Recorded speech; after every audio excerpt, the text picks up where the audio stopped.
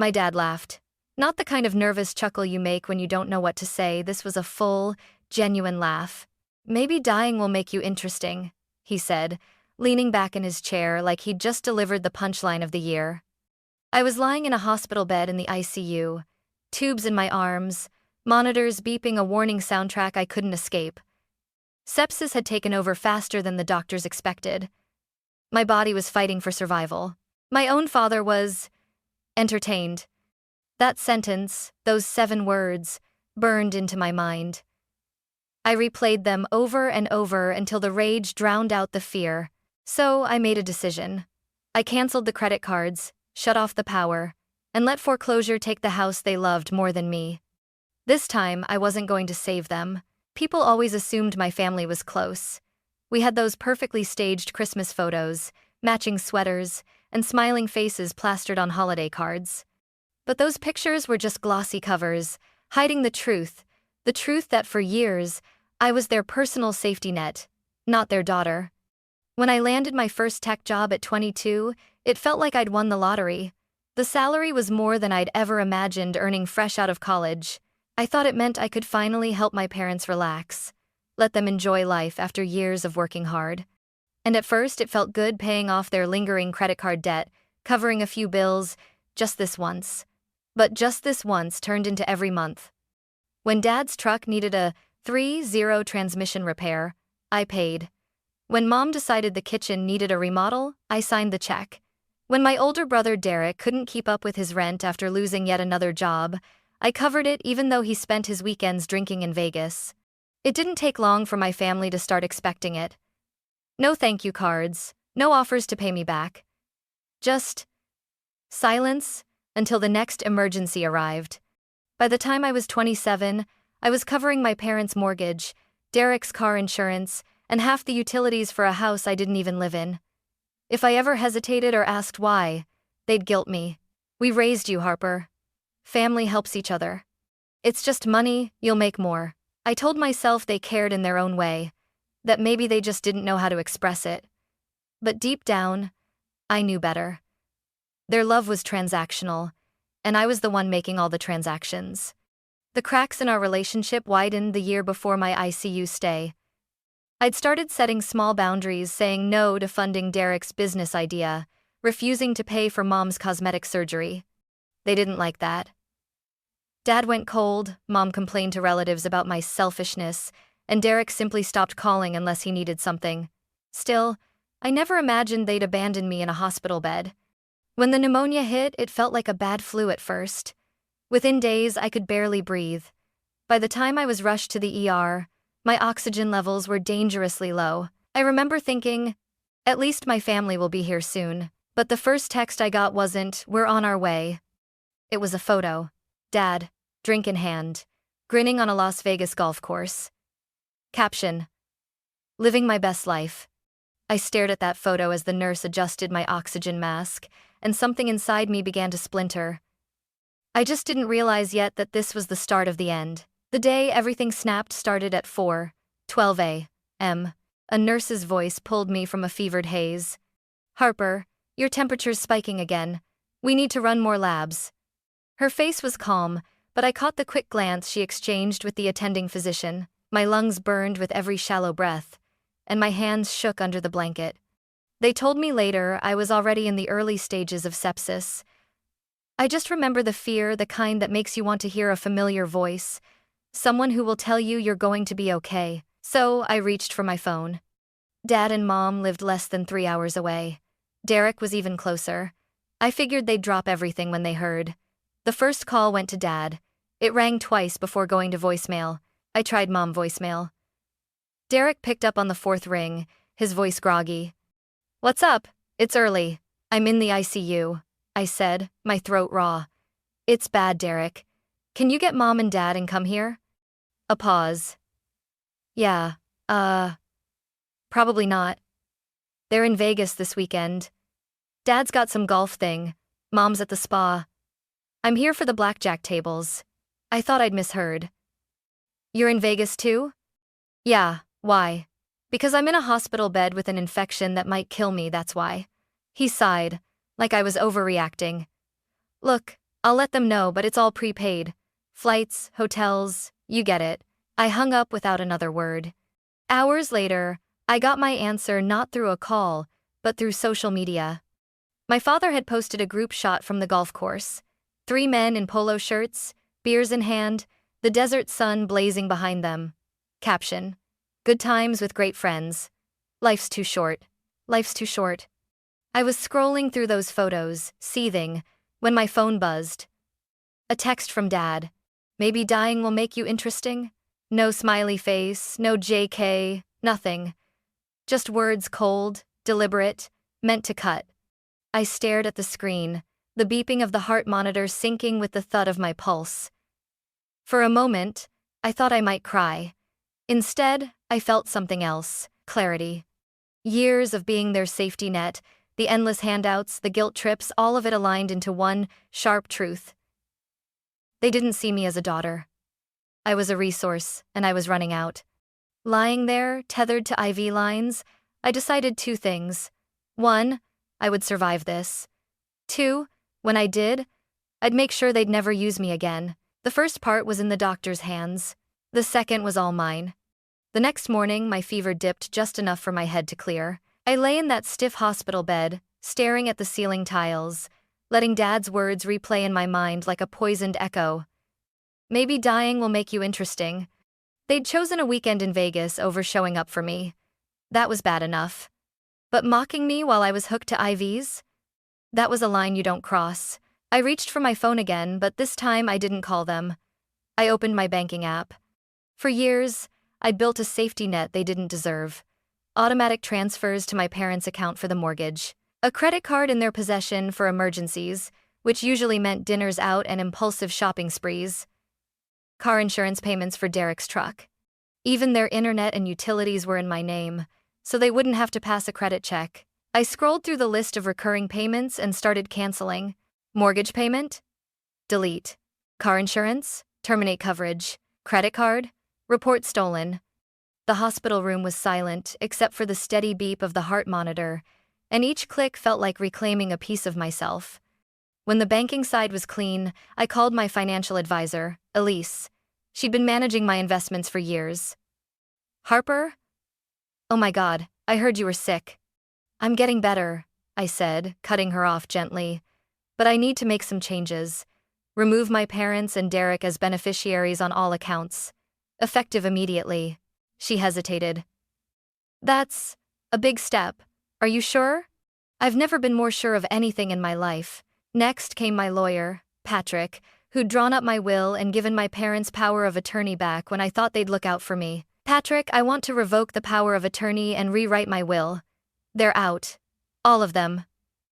He didn't press for details. "Understood. I'll draft the paperwork." By the time I ended that call, I felt lighter. Not physically, my body was still a battlefield, but somewhere deep inside, the weight was shifting.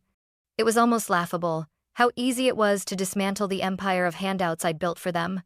A few phone calls, a few keystrokes, and suddenly the well they'd been drinking from was dry. I imagined Derek swiping that credit card at a blackjack table and watching the screen flash declined. I pictured Mom flipping a light switch in their kitchen and finding darkness. I pictured Dad at the golf resort front desk, demanding to charge the room, and the clerk shaking their head. It wasn't petty, it was justice. They'd left me alone in the fight for my life. Now, they could learn what it felt like to fend for themselves. And I hadn't even started yet. It didn't take long for the calls to start. The first came that evening, just as I was settling back against the pillows, a cup of lukewarm hospital tea in my hands. Dad's name flashed across the screen. I let it ring out. 2 minutes later, it rang again. This time I answered. "Harper," he said, his voice tight. "There's something wrong with the credit card. It was declined at dinner." I kept my tone flat. "That's strange. Maybe call the bank?" We did. "They said it was reported stolen. Did you?" "Yes," I said, cutting him off. "While I was lying in the ICU and you were golfing in Vegas. Seemed like someone else was using it." Silence. Then, "Harper, be reasonable. We're stuck here without money." "I thought you paid for the trip yourselves. That's what you told me." Click. I hung up. 5 minutes later, Derek called. What the hell, Harper? You stranded us. The hotel says we need to pay for another night and we can't. Mom's freaking out. Maybe pawn something, I suggested. Or call one of your business partners. You're unbelievable. Funny. That's exactly what I think about you. The calls kept coming, Mom sobbing into the phone, Derek swearing, Dad alternating between calm negotiation and sharp threats. By the third round, I put my phone on silent. Somewhere around midnight, I drifted into the deepest sleep I'd had in years. The next update came the following afternoon from my friend Mia, who had spotted Derek's Instagram story. It was a shaky video of him and Dad arguing with the hotel front desk clerk. The caption read, "Some people just don't understand loyalty." I almost laughed. Loyalty, coming from them, was like hearing a thief complain about getting robbed. 3 days later, I was released from the hospital. I'd lost weight, my muscles felt like jelly, but I was alive, and I was ready. Back in my apartment, I moved on to phase 2, utilities. The electric account in my name? Cancelled. Gas? Cancelled. Internet? Gone. Even their phone plan, which I'd been paying for since Derek was in college, was terminated. That's when the voicemails took a darker turn. "You're ruining us, Harper," Mom's voice cracked. "The bank says they're starting foreclosure proceedings. Do you know what that means?" "Yes," I said to the empty room as I deleted the message. "It means you'll finally have to stand on your own 2 feet." And that was the point. For years, I'd been the cushion between them and the consequences of their own choices. Now, for the first time, they were falling and there was nothing soft to land on. At first, their calls were drenched in desperation, shaky voices, long pauses, words meant to tug at my heart. "Harper, sweetie," Mom whispered in one voicemail. "We made mistakes, but you can't just leave us like this. We're family. We need you." I almost believed her for half a second. Then I remembered her sipping champagne in a Vegas spa while I was struggling to breathe. By the end of that week, the tone had changed. Derek was the first to snap. "You think you're better than us now? Sitting in your fancy apartment while we're freezing? You're a joke, Harper. You'll regret this." I didn't answer. Next came the guilt trip from Dad. "I know things were said, but you've got to understand. We didn't mean them. We were just distracted. Don't punish your whole family over one bad moment." One bad moment. As if years of exploitation could be reduced to a slip of the tongue. Then came the manipulation. A woman named Kayla called, claiming to be a friend of my mom's. She launched into a rehearsed speech about how Mom was falling apart and needed her daughter's support. Halfway through, I interrupted. "Kayla, is Mom sitting right next to you?" A beat of silence. "Yes, tell her I said goodbye." Click. When that failed, they went public. One morning, I woke up to 20 missed notifications.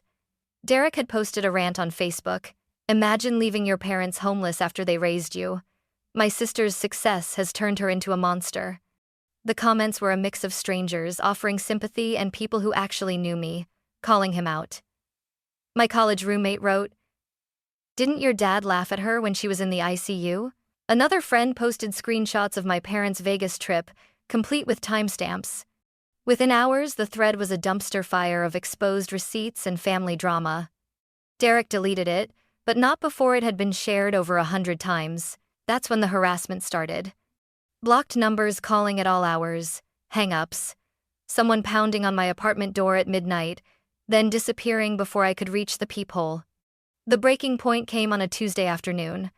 My office security guard buzzed me from the lobby. Harper? There's a man and woman here asking for you. Say they're your parents." My stomach turned. "Don't let them up." "I already didn't," he said. "But they're insisting." I walked to the elevator just in time to see them arguing with him by the glass doors. Mom spotted me, her face a mask of fake relief. "Harper. Finally. Please. Just 5 minutes." "Security," I said calmly. "These people are harassing me. Please escort them out." They shouted my name as the guards ushered them toward the street. For the first time, I didn't feel guilt. I felt free. By the time the second week rolled around, the line between desperation and outright warfare had vanished. They were no longer just calling me, they were using anyone and everyone as messengers.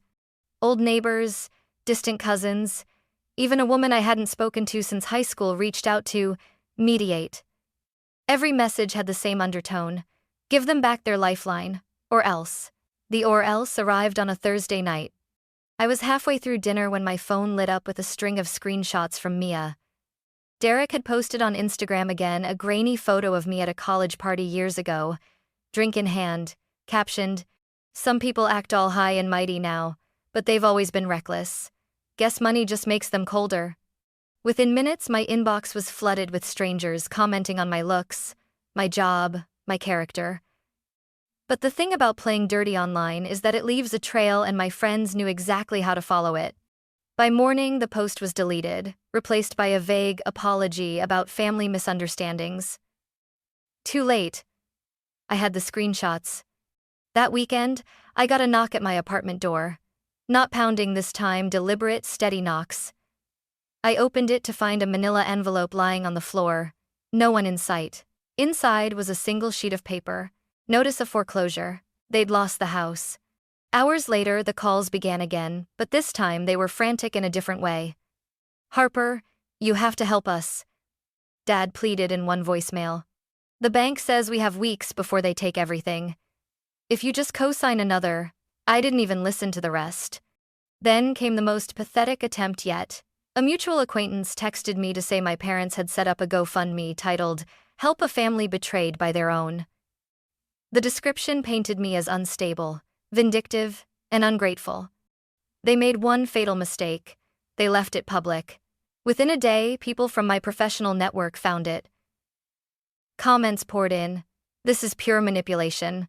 I've worked with Harper for years. She's one of the most generous people I know. If you're the parents who abandoned her in the ICU, you should be ashamed." The page vanished less than 48 hours later. By now, I wasn't just angry. I was done. Done with the calls, the lies, the smear campaigns. So I called Patrick, my lawyer. "I want to file for a restraining order," I told him. "Against all three: Dad, Mom, and Derek. Harassment, defamation, attempted interference with employment. You've got a case," he said. "Are you ready for this to go public?" "Yes."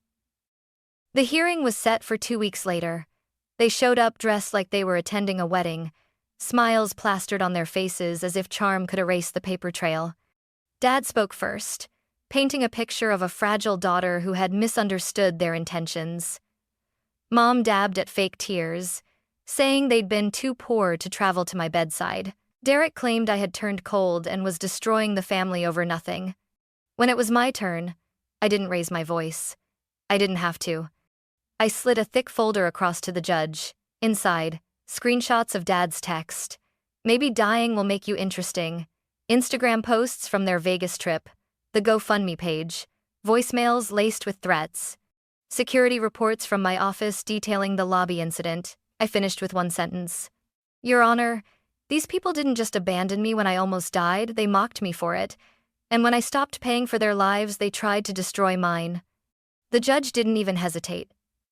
A temporary restraining order was granted on the spot, with a hearing for a permanent one scheduled a month later. As we left the courtroom, Mom reached for my arm. "Harper, we can work this out." I stepped back. "No. You made lawyers and judges necessary when you chose harassment over accountability."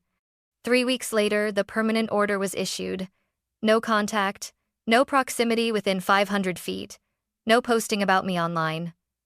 Violation meant arrest. The silence that followed was the sweetest sound I'd heard in years. The day after the restraining order was finalized, I woke up without the familiar knot in my stomach. No buzzing phone, no new smear post to screenshot, no pounding on my door. Just quiet. It was the kind of quiet that makes you realize how loud the chaos used to be. A week later, Mark, my old boss, called. "Harper, I know you're still recovering, but there's an opportunity you need to hear about." The opportunity was a director of cybersecurity position at a fast-growing tech firm, Argent Solutions. Twice my old salary, stock options, and a budget big enough to actually make the changes I'd always dreamed of implementing. They'd heard about a breach I'd prevented in my previous job and wanted me to build their entire security division from the ground up. I didn't even need to think about it. I accepted. My first day felt like stepping into a parallel universe. Corner office, a team of skilled engineers, and leadership that actually respected me. At lunch, the CEO leaned over and said, "The work you did saved our partners millions. We don't take that lightly." Meanwhile, my family was unraveling. Sebastian, my cousin, one of the few relatives who hadn't turned on me, kept me updated without me even asking. "Derek's out of work again," he said in one call. "Your mom's been posting those vague Facebook statuses about being betrayed by blood. Your dad's picking up shifts at a warehouse. They're renting a one-bedroom and arguing constantly." I didn't feel satisfaction, exactly. More like a deep, unshakable certainty that I'd made the right call. Then came the story that made me laugh out loud. Sebastian called, voice half amused, half embarrassed. "Your mom got caught shoplifting, makeup and a wedge of imported cheese. She told the store manager it was your fault." "Let me guess," I said. "She told him I abandoned her while she was struggling." "Exactly. But the manager's daughter had been in the ICU last year. He wasn't buying it. The charges were eventually dropped, but the story made the local news. The headline, 'Local Woman Blames Daughter for Shoplifting Arrest,' was enough to make sure the gossip reached every corner of town. While they were busy blaming me for their own downfall, I was building something worth protecting.